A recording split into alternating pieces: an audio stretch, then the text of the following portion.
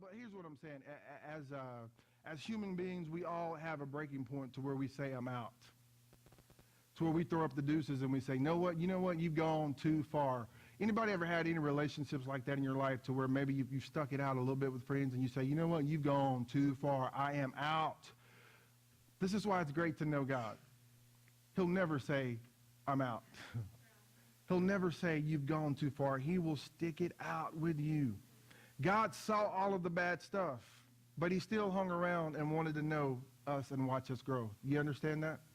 He still wanted to know us and to watch us grow because he knew where we were when we found him, because he already knew us and he already came to set us free. But when we connected with him, he saw us, he knew us, but he cared enough about us that he wanted to stay around and watch us grow. Isn't that amazing? He doesn't turn us back. So God knew us before, and then the second thing, God chose us. Folks, I want to know, I know some of us think that we are where we are today because of our talents and our abilities and things like that. You didn't choose yourself, folks. God did that. 1 Peter 2:9 says this. Christian, did I get this one right? I did.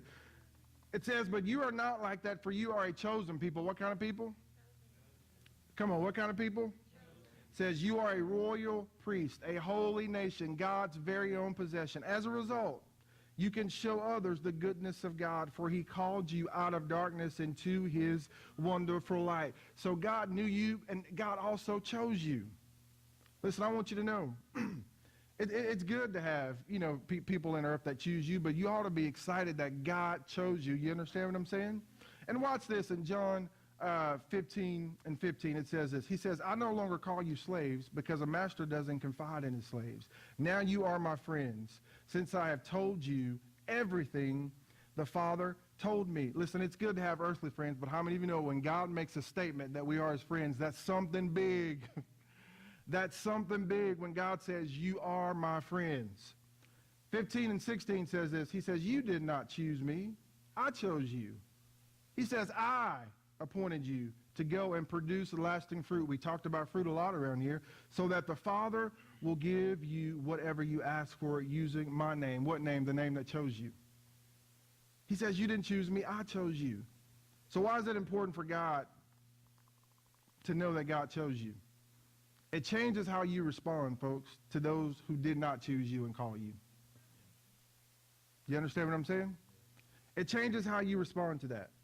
See, I don't know about you, but let me be as transparent as a water bottle. But before I surrendered to the truth that God called me and chose me, there was a great potential for my life to kind of be like, y'all know those chameleons? There was a great potential for my life to be like that. One day you see me, I'm one thing. The next day you see me, I could be something totally different, because I didn't know who called me and who chose me, because I didn't know who I was. You understand what I'm saying?